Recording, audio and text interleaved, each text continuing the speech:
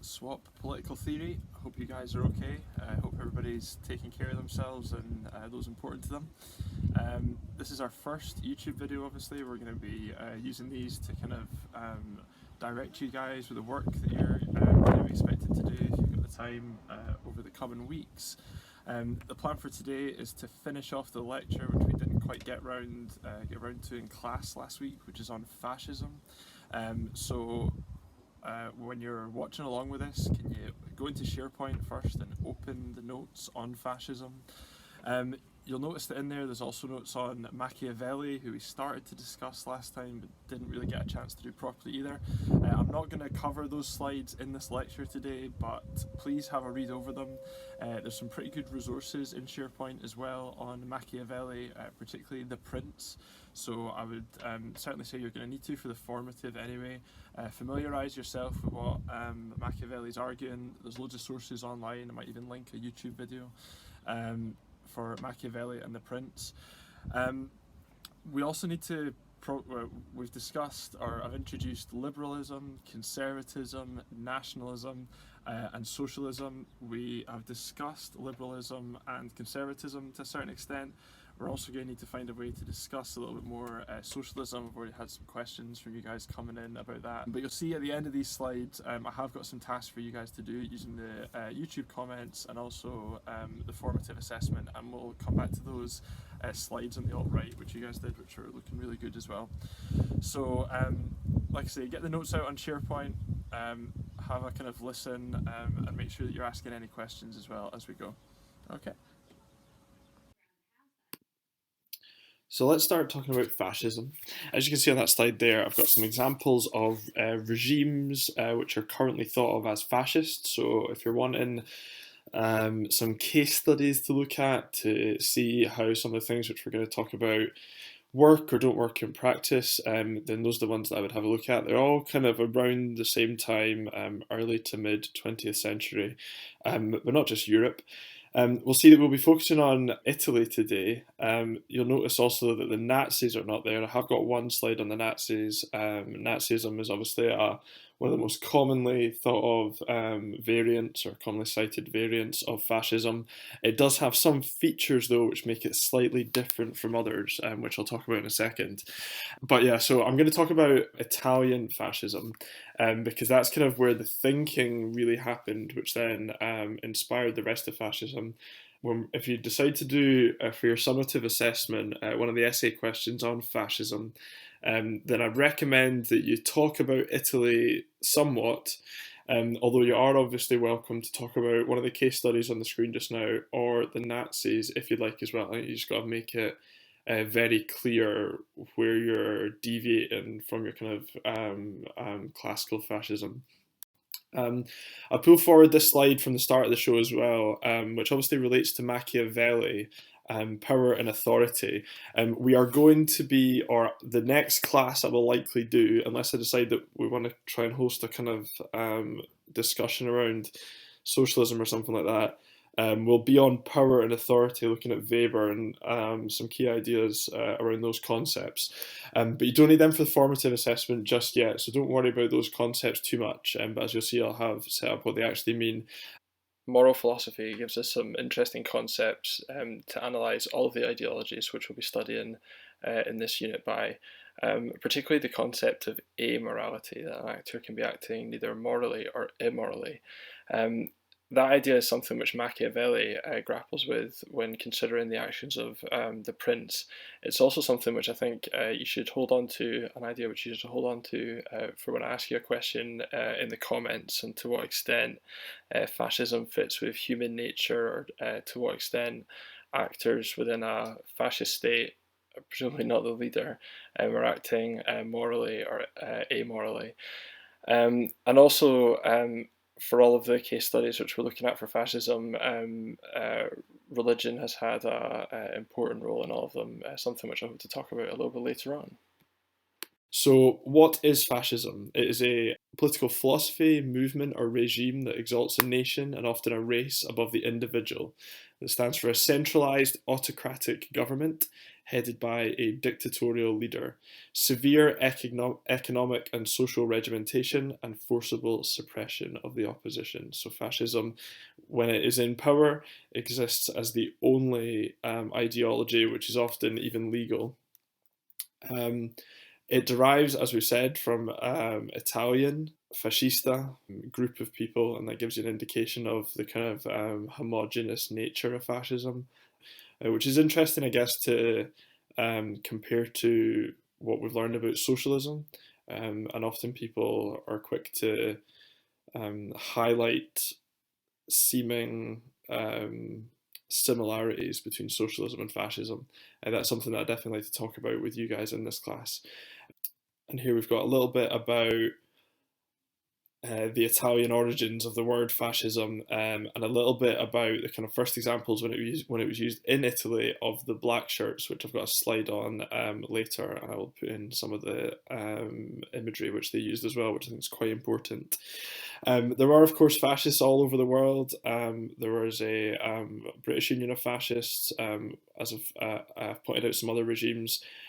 These ideas in the kind of early to mid 20th century really did start to spread and often come into violent there's violent conflicts between fascists and communists or other left-wing pro-democracy or anti-fascist movements.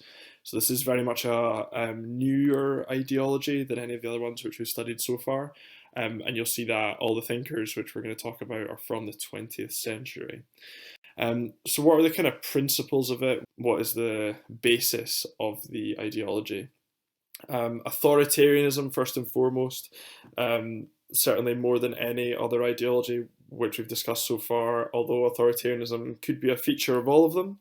Authoritarianism is certainly at the heart of fascism, and remember that is power being leveraged, well, held and then leveraged through a kind of central power or force within a organized political society. Fascism is also dependent on mass support, where you could argue that most ideologies would like mass support. Not all of them require it. While fascism maybe doesn't necessarily require the same level of participation in the initial revolutionary stages as some of the other revolutions which we've talked about so far in this unit, it certainly requires devotion, dedication for a fascist state to continue. Although obviously it does use the state to garner that somewhat. Nationalism is certainly at the heart of fascism as well, although as we'll see it's a far more extreme version of nationalism than Ernest Renan or somebody like that. They're looking to use that nationalism to create an image of a strong nation, a powerful nation, a successful nation, not just a nation standing on its own 2 feet, but one that's always looking to grow and become more powerful compared to other nations. And then, as we're going to talk about a little bit later on, there is often this idea of a racial element, of a master race, or of a group of people who are superior to others, but not always, not always beyond the way that a nation would think of a group of people. And as we spoke about before, some nationalists often think of nations as not necessarily being one race or group. Ernest Renan was very keen on the idea that France had come together because, or France had been successful in coming together as a nation because it had blended so many different ethnic groups, racial groups. Fascism is dependent on people mobilizing around a single idea, namely fascism. That idea puts the collective over the individual and depends somewhat on the individual giving up that sense of individuality. A person's identity under fascism seems to be dependent on them adopting the identity of the nation, of the fascist nation. As we're going to speak about today, it is very important, or it seems to be very important in all examples of fascist regimes to have a single leader, whether that's Mosley, Hitler, Mussolini, whoever. All the ones which have been successful have had that one leader at the top who is in most examples worshipped. Now, most of the examples which we speak about in terms of fascism would be military leaders, military dictators, often, or in some cases, taking control in a military coup. Some of the Latin American examples particularly seem to have that. Hitler obviously was a soldier, but aligned himself with key military figures in the German army and local militias. Um, but he really had to kind of adopt that military persona and then carry out some key battles throughout the late 1920s, early 1930s with the left in order to win control of key regions right across Germany, and then in the end, democratically assume control of Germany. And then obviously the state is very important for fascists and for fascism to be successful. It really twins the idea of the nation and the state, whereas some nationalists are the idea that we can establish, for Scottish nationalism, for example, is predicated on the idea of establishing a Scottish state, whereas fascism, if it was Scottish fascism, it wouldn't just settle for that. It would really want to kind of maximize the state to enforce those principles for trying to assert the position of the Scottish state over other states, to use the state to assert the position of a leader over that fascist regime. Maybe don't get too carried away with the idea of Scottish fascism, because there aren't very good examples. Maybe there are. That's the kind of thing which I'd quite like to talk about. Talk about in the comments, perhaps.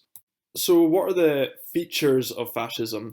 Well, as we said, authoritarianism is key to fascism, and that feature is definitely used that power from the top, as opposed to power from the bottom, is used to suppress individuals' personal freedoms, liberal freedoms, and it is dependent on that authoritarianism mitigating freedom of thought and freedom to think outside the fascist ideals. Fascism certainly doesn't seem to have much room in it for disobedience, for criticisms of the leadership or of the ideology. It is certainly a hyper nationalism or uber nationalism, and crucially, for fascism to be successful, and the examples of fascism which we're going to talk about, that nationalism transcends social classes. So while fascism is often something which is led by military upper classes, by intellectual classes, in all the fascist regimes which we're talking about, it has managed to win the support of the working class or the peasant class. So often fascism, and this probably is as much to do with the time which fascism emerges, is so much to do with rejecting socialism, rejecting the socialism of the Soviet Union, which we've described previously as Bolshevism because of the Bolsheviks. That image or that perception of what socialism is after the Russian Revolution in 1917 creates a state which can be held up by fascists as something to be feared, something which they would argue takes away from the rights of a nation, because socialism is obviously taking the kind of nations of the 19th, 18th century, kind of trying to rip them up and trying to institute new social orders. Fascism is much more trying to take countries which previously existed as nations. Obviously, in the example of Italy, it wasn't a nation for very long, but it was a nation, and it's trying to kind of uphold that power. And socialism is very much seen as a threat to that. Even Stalinist socialism, which didn't necessarily have that idea at the heart of it of world revolution and overthrowing all states, even then it was still used as something to be feared and a kind of reason for fascism. And it also sort of looking at that, it's wanting to hold on to the bits of nations, particularly the authoritarian and kind of rigid, structured elements of classical nations. Um, and often religion is a part of that. Now, religion and fascism, the relationship between is a complex one. I'd recommend, I'll put up some sources in the folder which can look at that in a little bit more detail. I'm going to read you a little bit from the Doctrine of Fascism later, which goes into the role of religion in Italian fascist society, which is very interesting. It's not something which has to be there. The Nazis, for example, used the church, tried to reorganize the church, but very much viewed it as a threat to their ideals. It was something which emphasised peace and a different kind of order in the rule of law and rights to the ones which they imagined. Certainly an area to talk about a little bit more if you wanted to. As I said, it's something which fascism has definitely come in the kind of early to mid 20th century.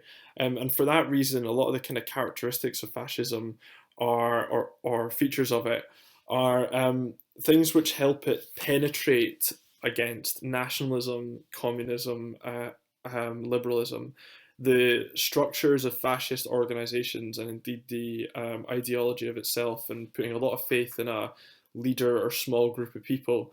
That gives it a competitive advantage when it comes to trying to kind of take control, particularly if it's a military force.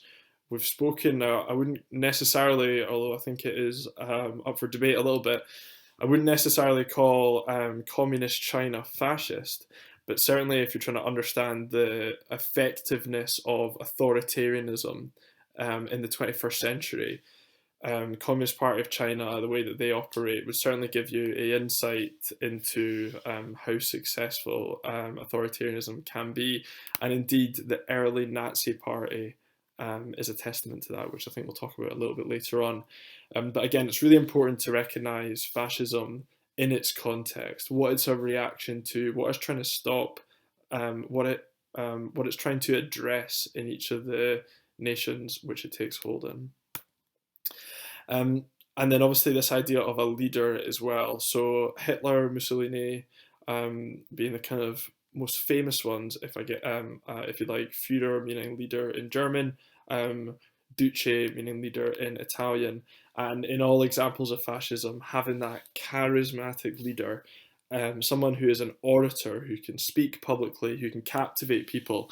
You know, remember we're talking about a time before TV. We're talking about a time before Netflix and all that, obviously, when people could be captivated by, I guess, not just the leader, but also the imagery of the Nazi Party and of the Italian fascists seems to be quite important. Anybody who's interested in the power of symbolism in politics, I think, would certainly find most fascist regimes an interesting case study in how they managed to win devotion and support through bold shapes and modern graphics designs for the time to symbolise the strength of the nation moving forward and progress, which was successful in winning a lot of these regimes' support. Okay, so let's now talk about Italian fascism. And the first fascist thinker which we're going to think about is Gabriele D'Annunzio.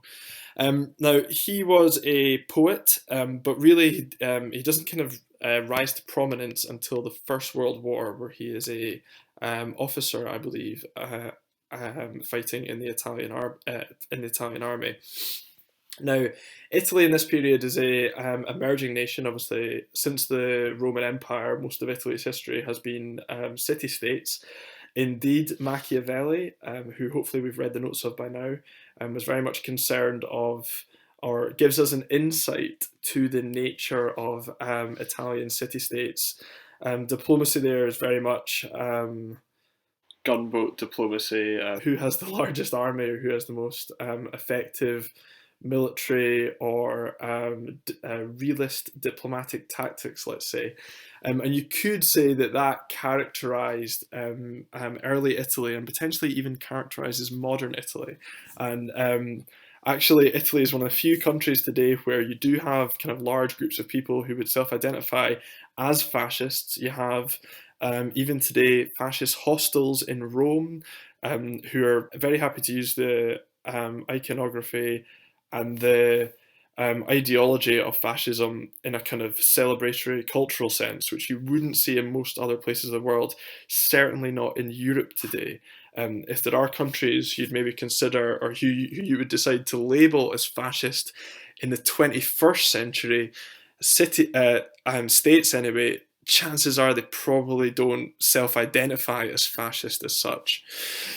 But in the First World War, Annunzio takes control of a city, Fiume, which is in modern day Croatia.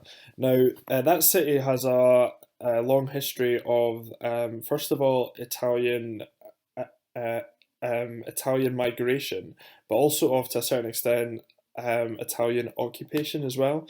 During the First World War, Struzio's regiment seized control of the city, and then he essentially labelled himself Duce and ruled that city. And he starts to write there about or starts to introduce the politics of fascism. Now, his rule is fascinating because they put together a constitution in the city which essentially protected the rights of who they viewed as superior people, particularly literary figures, poets, military leaders. They used, I think it was nine corporations to kind of to maintain order and control in the city. Um, D'Annunzio is kind of credited as one of the early pioneers of fascism because he was able to use his literary prowess to essentially govern by spectacle, to keep the people on side with big displays of art or literature or kind of showmanship, which showed the strength of the regime in what had previously been a unstable society.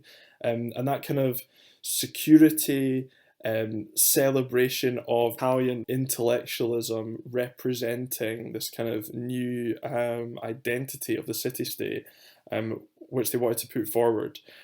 So obviously although he did end up living in Mussolini's fascist Italy, he's kind of credited by Mussolini as being one of the kind of early founders and thinkers of fascism. Now that may well just be because Mussolini is looking for Italians who he can kind of hold up as this kind of to kind of legitimize authoritarian dictatorial rule.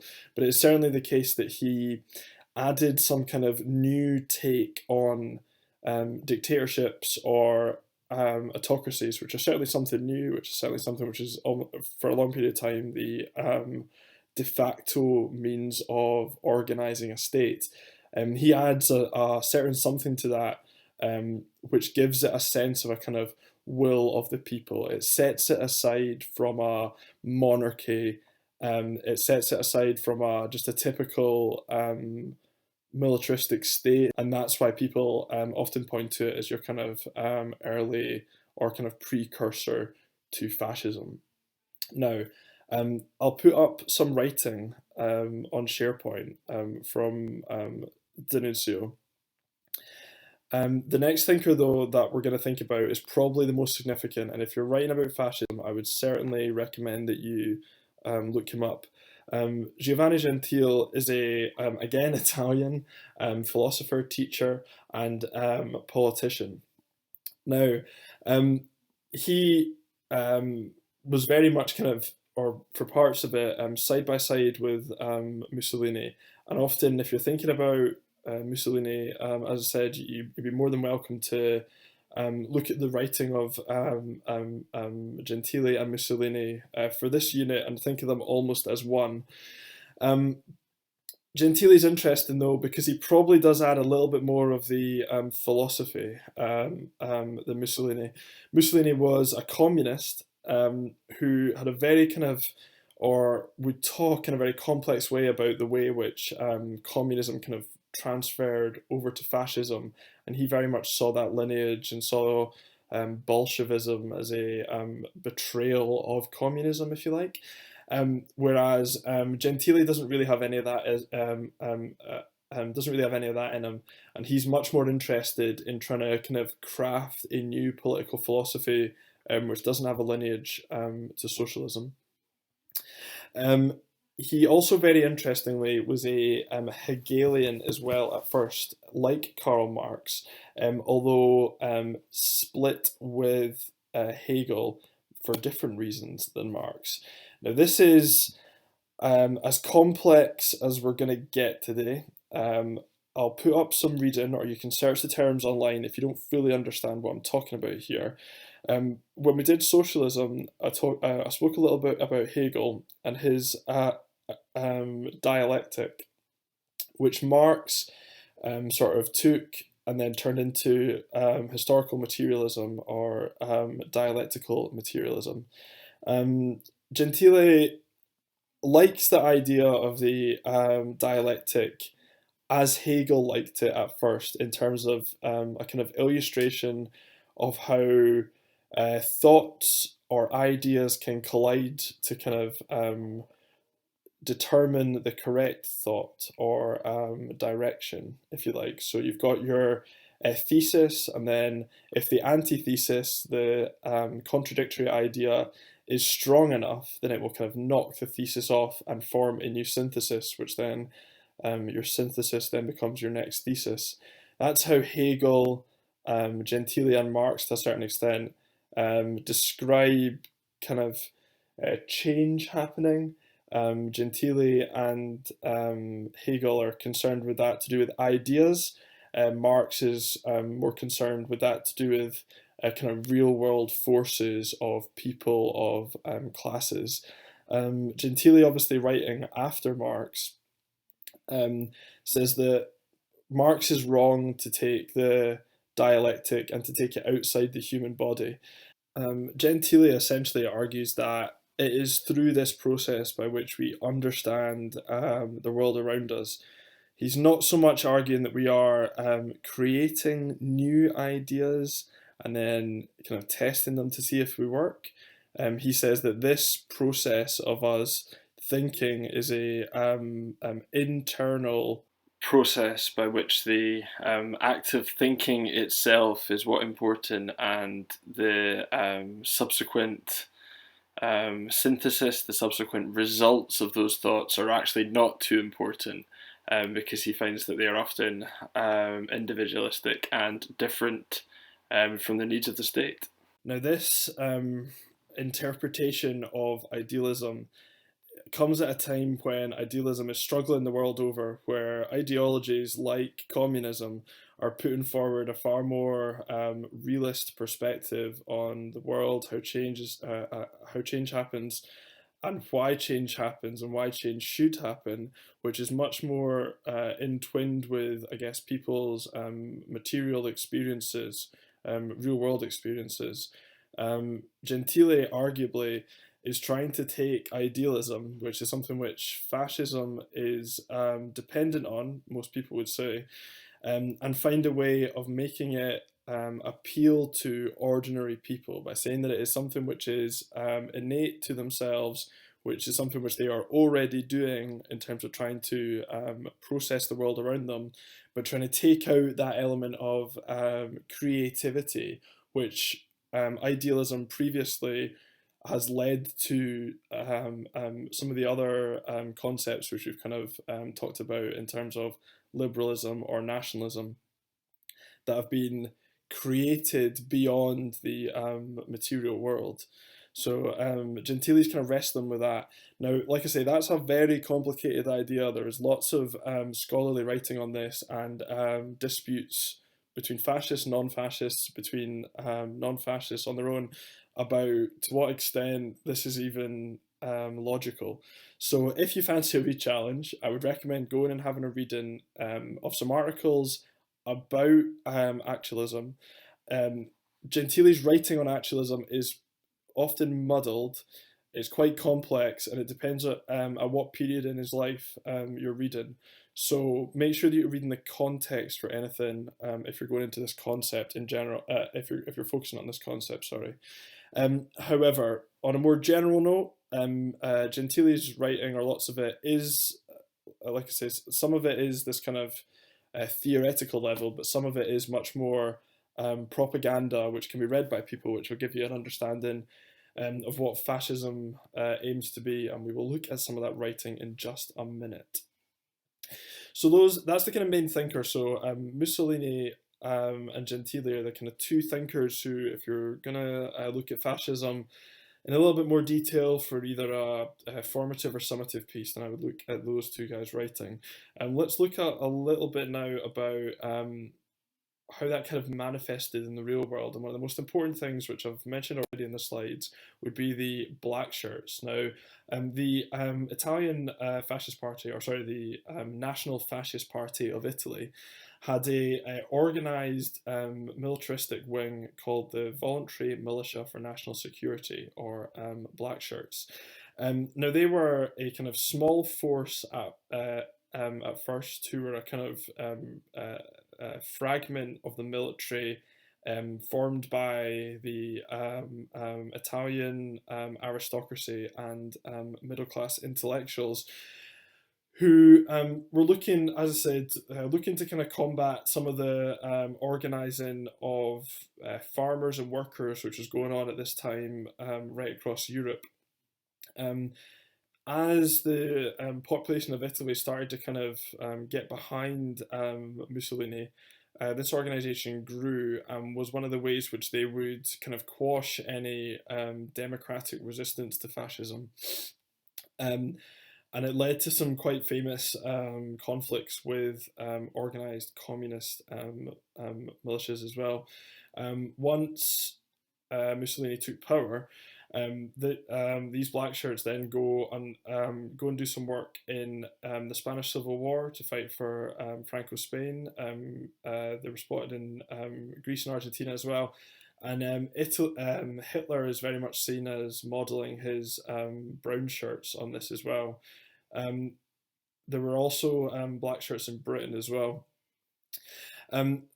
So what is the relevance of black shirts? Well, they potentially, because this kind of militarized wing of the party is such a common feature of fascism, where it doesn't seem to be such a common feature of any other ideology, although of course plenty of political parties have armed wings, and certainly revolutionary communist parties of the early 20th centuries often have armed wings.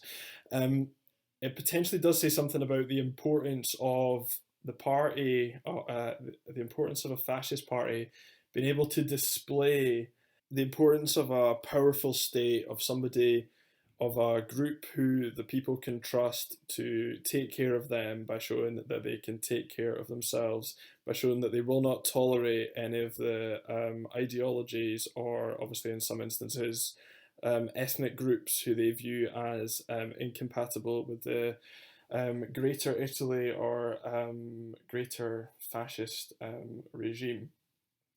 And being able to use the black shirts to show that they were capable of creating this kind of new Italian state, I think was very important in the rise of the fascist party in Italy, and creating what the fascist party called a breathing space around Italy for the Italian people, essentially pushing out any of the kind of what they would view as subordinate groups around the Mediterranean, who potentially posed a threat to Italy, who, in a kind of one conceptualization of history, had kind of reclaimed what was rightfully Roman. It was very clear that something of the kind of organization of the power comparable to the Roman Empire was certainly necessary. Now, again, it's interesting to know what is the importance of the uniforms, what is the importance of the symbolism, what is the importance of style for fascists, and there has been a lot of work done on the importance of style of design in Italian and German fascism in particular. Something else which you may want to have a look at. What I'd now like to do is I'd like to read a little bit of the doctrine of fascism with you all. This is something which I was planning to do in class and kind of talk about. I guess it probably isn't going to be as effective through YouTube. If you've got the slides open, which hopefully you do, you can click on that link at the top of the page, and that will give you the full text. The doctrine of the Doctrine of Fascism by Gentili and Mussolini is seen as one of the kind of key texts in fascism. It is what the Communist Manifesto is to communism, in ways which Mein Kampf certainly isn't. And it's, you know, trying to conceptualize fascism as an ideology which transcends just Italy, which is why in a unit like this or at university, it's really important to distinguish between your kind of classical fascism and your Nazism, like I say. So let's just go through these slides and see how we get on. Many of the practical expressions of fascism, such as party organisation, system of education, and discipline, can only be understood when considered in relation to its general attitude towards life, a spiritual attitude. Fascism sees the world not only those superficial, material aspects in which man appears as an individual, standing by himself, self-centred, subject to the natural law, which instinctively urges him towards a life of selfish, momentary pleasure. It sees not only the individual, but the nation and the country. Individuals and generations bound together by a moral law, with common traditions and a mission which, suppressing the instinct for life, closed in a brief circle of pleasure, builds up a higher life, founded on a duty, a life free from the limitations of time and space, in which the individual, by self-sacrifice, the renunciation of self-interest, by death itself, can achieve that purely spiritual existence in which his value as man consists. So from that piece of text there, we can see the principle of fascism to put the collective above the individual. Now, whereas communism is the other ideology which we've spoken about, which would definitely put the collective in front of the individual, it would pitch that more in terms of the benefit in the material sense, in the kind of real world, or in the living conditions of people. That's very much the theoretical basis for communism.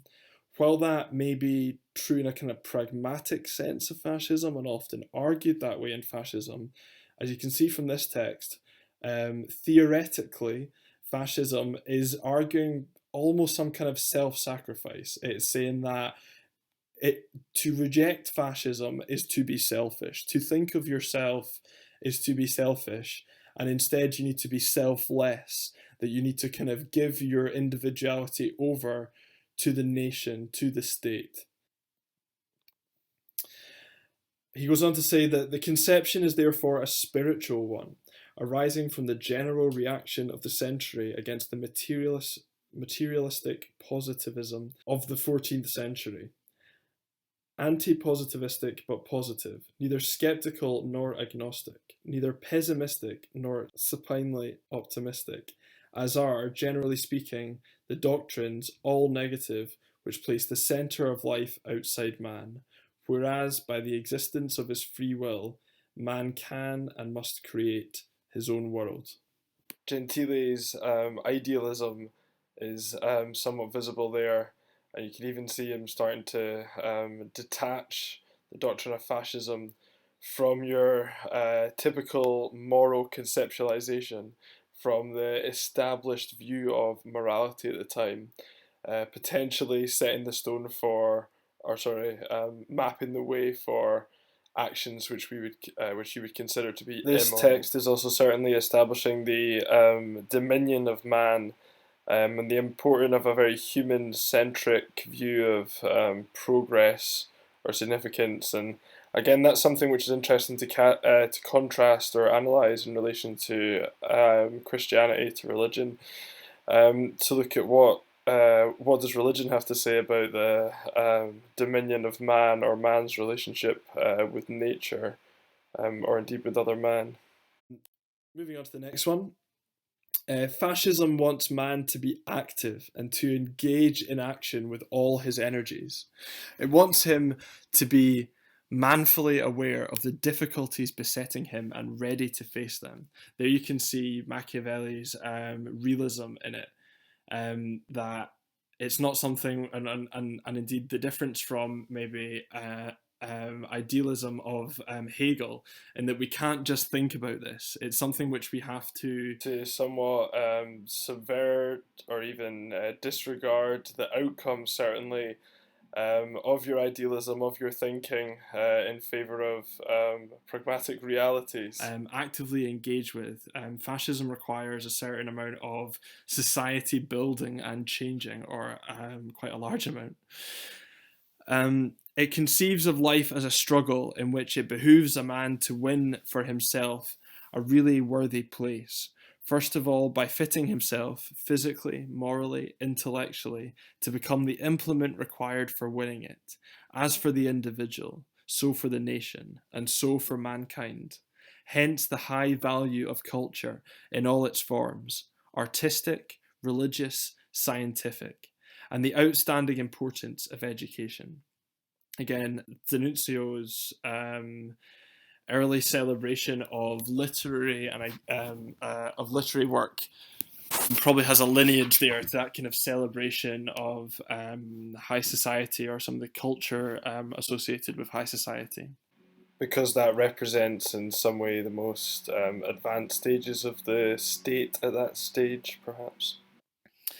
Hence the high value of culture in all its form. Oh, sorry. Hence also the essential value of work, by which man subjugates nature and creates the human world, economic, political, ethical, and intellectual. And there you can really see the idea, which again is quite common across lots of ideologies, about the importance of man above nature, the importance of celebrating man made over the natural world, and not being afraid of subverting the natural world to your own interests. Um, this positive conception of life is obviously an ethical one. It invests the whole field of reality, as well as the human activities which master it. No action is exempt from moral judgment. No activity can be despoiled of the value which is a moral purpose confers on all things. Therefore, life, as conceived of by the fascist, is serious, austere, and religious. All its manifestations are poised in a world sustained by moral forces and subject to spiritual responsibilities. The fascist disdains an easy life. So again, there we can see the sacrifice. You can see the need of at the time to contextualize that sacrifice which fascism is asking of people. And it's saying that it's asking people not to choose the easy option. The importance of responsibilities of the individual for the fascist regime. The fascist conception of life is a religious one, in which man is viewed in his immanent relation to a higher law, endowed with an objective will transcending the individual and raising him to conscious membership of a spiritual society. Those who perceive nothing beyond opportunistic considerations in the religious policy of the fascist regime fail to realize that fascism is not only a system of government, but also, and above all, a system of thought. Now, again, that's something which Gentile certainly thinks. It would be interesting to know, retrospectively, how much of the doctrine of fascism, and indeed the Communist Manifesto and other texts, which are meant to be read by the masses, whereas the works of Locke weren't necessarily written for the masses, and how much of that is clever clever propaganda compared to how much of that is the genuine kind of reflections of a of theoretical ideological thought. Again, a lot of people would argue that Gentile is trying to reconcile the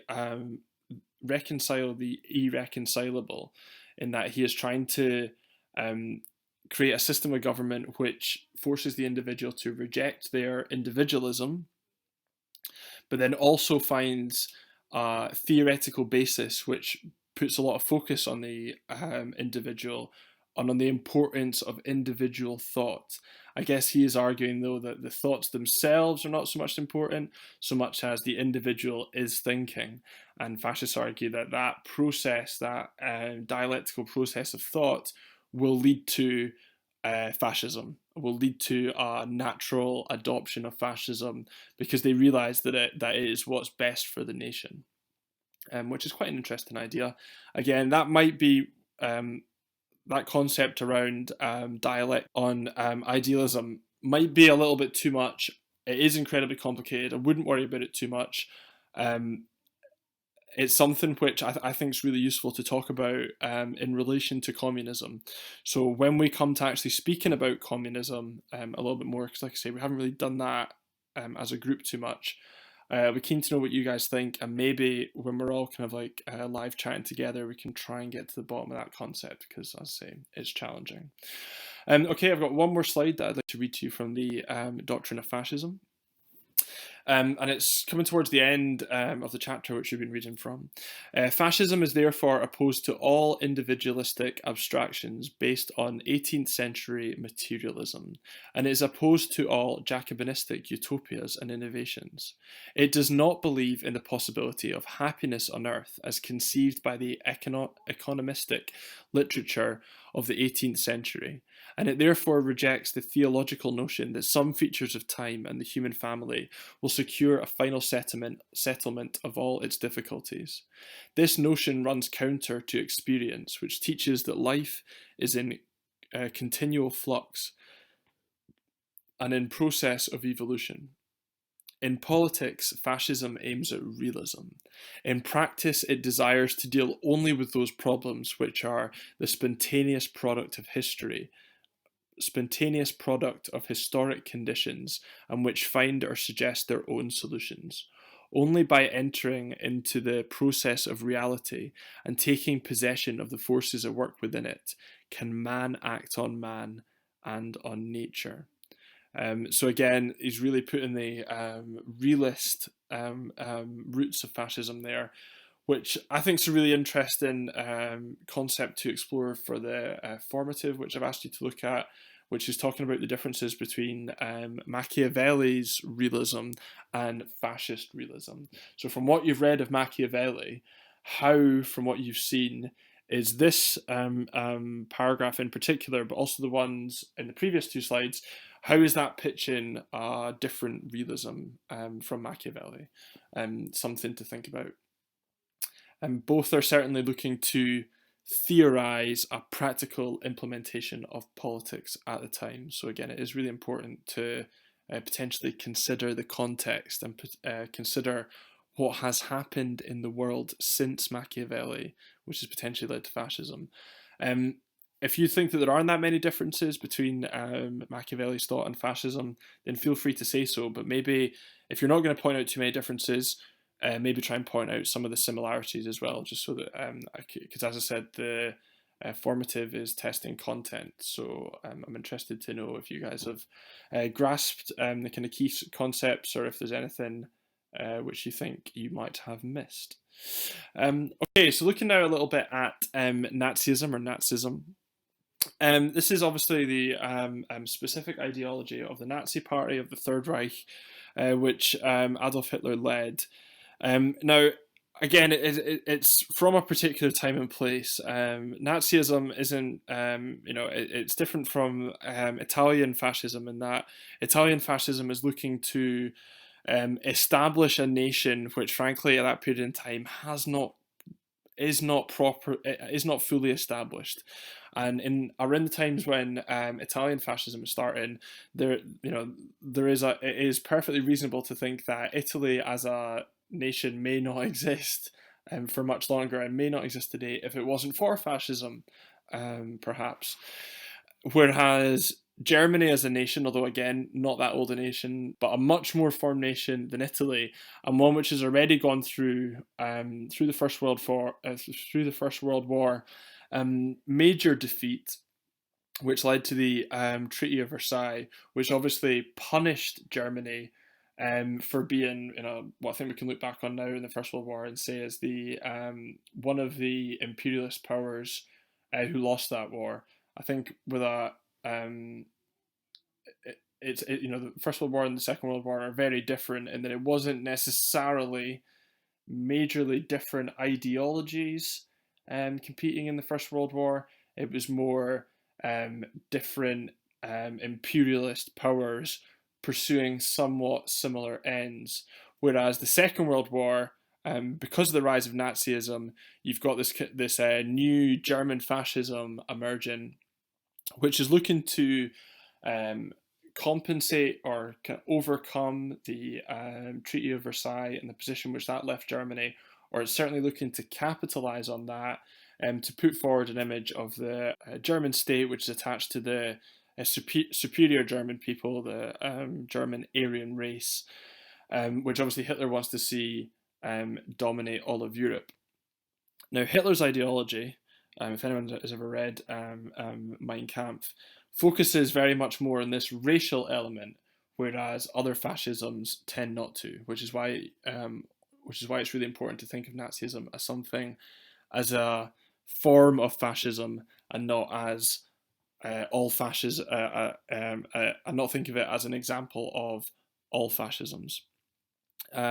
Hitler, even towards the end of the war, reportedly said that because his ideology was so racially focused, that when he realized that the German people were losing, that he accepted that, okay, it was some other race, which was the master race, and which should then wipe out the German people.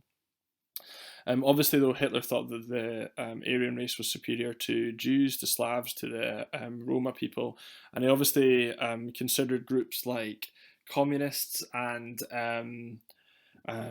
disabled people as part of this inferior, subordinate groups of people who were to be wiped out.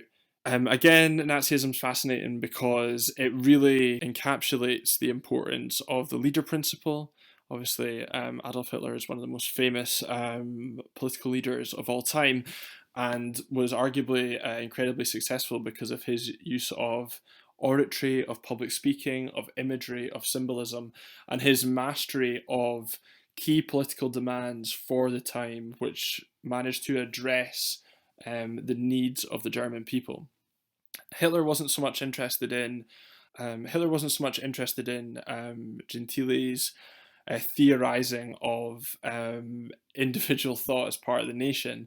Hitler was much more of a pragmatist in that he was interested in how can the German people here and now overcome this unfair hand which we have been dealt through no fault of our own, and also how do we protect the German people from this impending threat, this spectre which is haunting Europe of communism. And Hitler's answer for that is to create a super state for the German people and to try and conquer the world.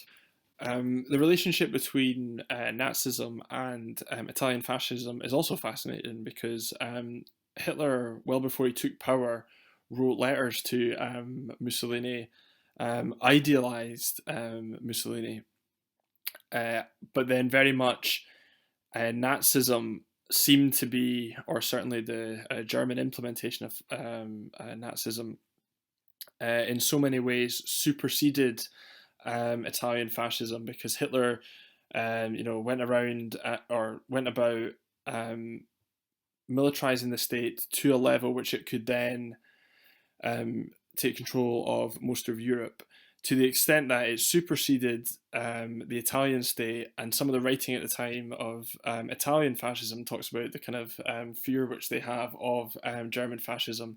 And in the end, they end up adopting things which weren't prominent at all in Italian fascism, such as anti Semitism, as features which they were forced to adopt in order to fit into Hitler's kind of vision of a fascist Europe, which would have accommodated Franco's Spain, which would have accommodated Mussolini's Italy, but which was very much driving at something which those two regimes, I mean, Franco's fascism is very much born of Catholicism far more than Nazism is, and seeks to kind of uphold Catholicism as a means of stopping impending communism in Spain in that time, or the threat of Republican communism.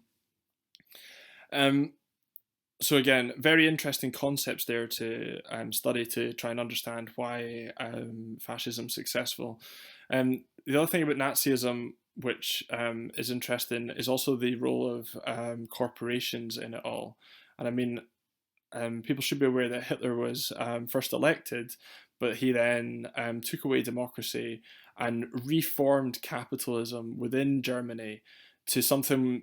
I mean, this often happens in war, but um, German capitalism became a form of capitalism without any kind of economic freedoms. And in the end, all the major corporations in Germany, which were definitely key to the successes of Nazism and the successes of Hitler in reindustrializing and militarizing Germany, all those corporations in the end become subservient to the fascist state.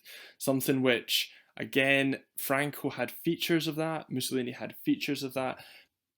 It was, however, what Annunzio was talking about, or what Annunzio practiced in the First World War with this corporatist state. So lots to think about there. I think it's useful now to think about fascism from a kind of left perspective, and to potentially help us even understand kind of what it is and how it fits in its relationship to key concepts which other ideologies have addressed, which maybe fascism doesn't focus on so much, such as class. So Leon Trotsky, who is writing, this pamphlet was published in 1944. Leon Trotsky lived in exile from the Soviet Union during most of the time which fascism was emerging across Europe and the world. He wrote a very famous pamphlet called Fascism, What Is It and How to Fight It? And in that, he describes the historic function of fascism is to smash the working class, destroy its organizations, and stifle political liberties when the capitalists find themselves unable to govern and dominate with the help of democratic machinery. So, this is a very critical perspective of fascism, which says that it is a weapon of the ruling class, that actually the features of fascism, which have the kind of same corporations still managing to make money, largely accepting of the existing ruling or intellectual classes, or certainly gives them an opportunity to maintain their position, transitioning from feudalism or capitalism into fascism, giving them the opportunity to maintain their position. For Marxists like Trotsky, they argue that fascism is therefore just a form of capitalism. It is just when democracy is not the best tool for capitalists to maintain the system, they will turn to fascism, and it is just another tool, and it is very different. And it is not very different from capitalism in many ways. And you get a lot of socialists and Marxists who talk about almost all capitalist forms of the state as being fascist in some way, because they all have a charismatic leader, because they all use a certain amount of state violence, because they all have a certain amount of authoritarian nationalism as features of them. So therefore, is fascism something which is qualitatively different, or is fascism something which is just a form of capitalism from a kind of Marxist perspective? So Borgia, who is again a Italian Marxist, which I guess is interesting for us to study, argued that fascism is merely another form of bourgeois rule, on the same level as bourgeois democracy or traditional monarchy, that is not particularly reactionary or otherwise exceptional. And as I said there, therefore there's a dispute within the left about what is fascism, which is I think is why it's so interesting for you guys to talk about the new alt-right, which you've already looked at, and I'm really interested in, after having listened to this or after having read some of this, uh, do you think that the new alt-right is fascist? Certainly some of them are. I mean, somebody did kind of 21st century neo-Nazism, white supremacism. Pretty hard to argue that's not fascist. But are the new right libertarians, are the paleo conservatives, they're often labelled as fascists in the 21st century? Are they? It's a very interesting question. Some socialists would obviously argue that they are. Um, Liberal perspective, well, so I mean, I'm using socialist definitions because that is a kind of group, or Marxists in particular have tried to grapple with this concept in ways which a lot of liberal thought is only really coming around to now. And actually you're hearing a lot of liberal thought now saying that we are in a period now, or the last decade now has been similar to the 1920s and 1930s in Europe, and that you have this rising fascism. Obviously, some socialists are arguing that fascism isn't something which went away or was even new in that period. It's something which is an extreme manifestation of capitalism, if you like. Well, let's finish on George Orwell, a very famous socialist, not necessarily a Marxist though, who fought in the Spanish Civil War against Franco's fascism, but also had some quite interesting critical perspectives of totalitarianism in the Soviet Union. If you've ever read Animal Farm, then you'll understand that novel is an essay kind of warning of the dangers of totalitarianism, of authoritarianism, and I'm sure that Orwell would flag the dangers of Stalin and the dangers of Hitler in, I guess, similar themes, perhaps. Anyway, so in Shopkeepers at War, which is after he's fought in the Spanish Civil War, he argues fascism, at any rate the German version, is a form of capitalism that borrows from socialism just such features as will make it efficient for war purposes. It is a planned system geared to a definite purpose, world conquest, and not allowing private interest, either of capitalist or worker, to stand in its way. It is not easy, for instance, to fit Germany and Japan into the same framework, as it is even harder with some of the small states which are described as fascist. It is usually assumed, for instance, that fascism is inherently warlike, that it thrives in an atmosphere of war hysteria and can only solve its economic problems by means of war preparation or foreign conquests. But clearly this is not true of, say, Portugal or the various South American dictatorships. Or again, anti Semitism is supposed to be one of the distinguishing marks of fascism, but some fascist movements are not anti Semitic. Learned controversies, reverberating for years on end in American magazines, have not even been able to determine whether or not fascism is a form of capitalism. But still, when we apply the term fascism to Germany or Japan or Mussolini's Italy, we know broadly what we mean.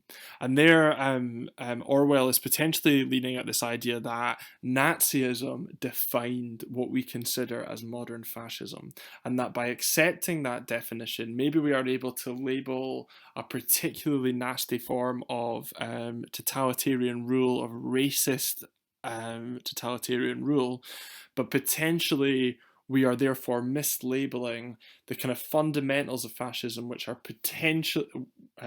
which potentially exist in lots of regimes.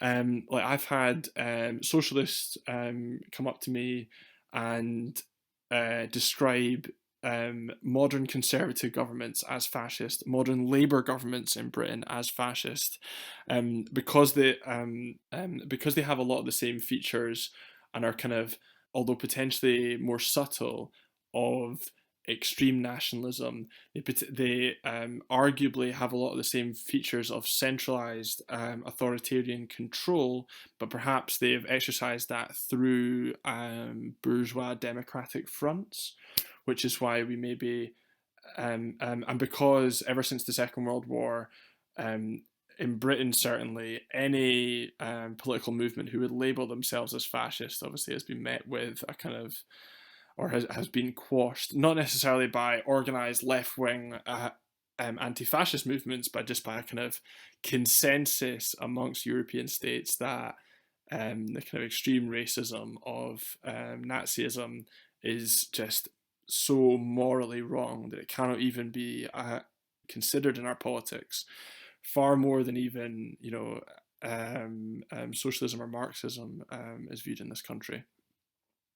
So that's, again, not saying that's right or wrong, saying that's a perspective of fascism which you may want to consider, which potentially gives you a means of understanding it. If you're finding the fascist text, which I'm sharing, particularly hard, particularly when it gets into the more kind of like theoretical ends of what constitutes individual thought and the relationship between individual thought and the greater good in the nation, if you're finding that quite complex, perhaps you could, perhaps a kind of way into analysing fascism would be to consider it from this critical lens that it is, as most communists would argue that one nation Toryism is that it is simply an ideology for the ruling class. It is a means for them to oppress, to control, to maintain their power. Perhaps something to consider. So I hope you've found that interesting, not too rambly or confusing. I've got 3 things which I would like you to do now. Obviously, the fourth one would be to email me with any questions or to ask each other any questions. Elizabeth was obviously talking about setting up a group to talk about things. That is not going to be possible in person. But if you guys wanted to set up a Facebook group or a WhatsApp group, I suggest probably Facebook's better for this.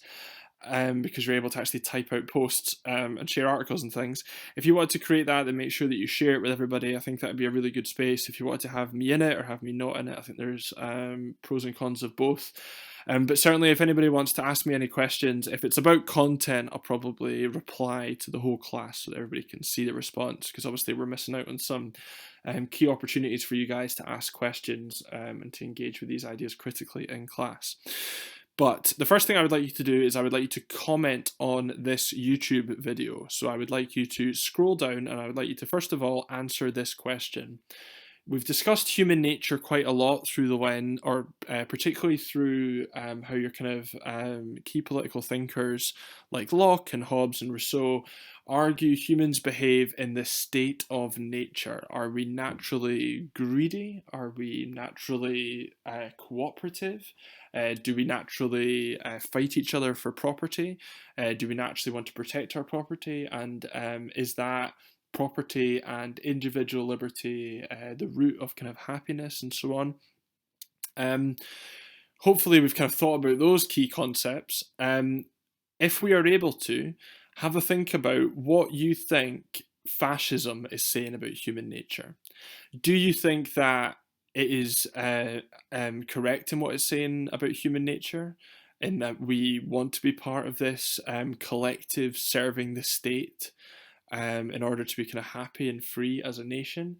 Or is it something which we are more susceptible to for whatever reason? Again, you don't have to answer that using kind of high-level theoretical language. Feel free to use any anecdotes from the real world if you want to illustrate your point. Feel free to just comment just kind of like straight away, or you can reply to somebody else's comment if you agree or disagree instead, and then obviously you can reply as many times as you want. In a few days or perhaps a week, I will have a read of them and perhaps reply to some myself, so please keep following them.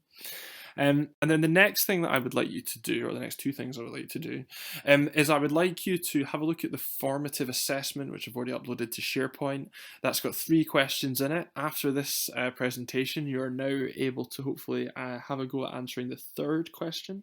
The first one on Hobbes and Locke is a pretty like fundamental question to the study of political theory. I've already had some questions about the second question on a Marxist perspective of the state, because it's not something which I guess in the Marxist text they necessarily give you a kind of one sentence answer to. But if you've read the Communist Manifesto, you've read any other kind of Marxist theorizing, either on capitalism or on what a kind of communist society would be, Have a go and see if you can answer that second question on a Marxist perspective of the state. If you're wanting some advanced reading on that, I would recommend Lenin's State and Revolution. I think I've uploaded it to SharePoint already. If I've not, I will go and have a look at that just now and re-upload it. As I said before, I'm not looking for big, long, sort of well-structured answers. You don't even need to cite sources if you don't want to. I'm just checking content. So I'm checking that you guys are able to distill the key ideas of the likes of Marx, Locke, so on, Machiavelli. Put them in your own words if possible, and kind of explain what they mean. Obviously, the first question and the last question are asking you to compare to a certain extent, which is a slightly higher level skill. If you also wouldn't mind, I would love it if you guys would take the time to either record or just write out what you were going to say in class to introduce your slides, so to try and kind of relate the area of the alt-right or a particular thinker, YouTuber within the alt-right to the kind of key concepts which we've been talking about for this unit, or maybe pick one or two key concepts. I'd love it if you guys could either audio clip or whatever you want. You can shoot your own wee video if you want. Or if you're not wanting to do that, just write out a kind of script. It does not have to be long at all. I'll stitch them all together and then, with your permission, upload them as a YouTube video so that we don't kind of lose out on that. And hopefully, for the guys who are still to do it, obviously Ayla and Elizabeth have already done it. So they don't have to. But for the rest of you guys, you have got the advantage of having listened to this on fascism and hopefully engage with some of the ideas around fascism and can potentially kind of answer those questions about whether or not your category could be described as fascist. So I hope that's okay. I hope you've enjoyed today, and I will be in touch soon with probably some follow-up comments on the work that we've done, maybe in video form, maybe in email form, and then the next kind of lecture like this, which I intend to upload, will probably be on power and authority, but we'll get back to the ideologies of environmentalism, feminism, and anarchism in due course. Hope everybody's taking care of themselves. Goodbye.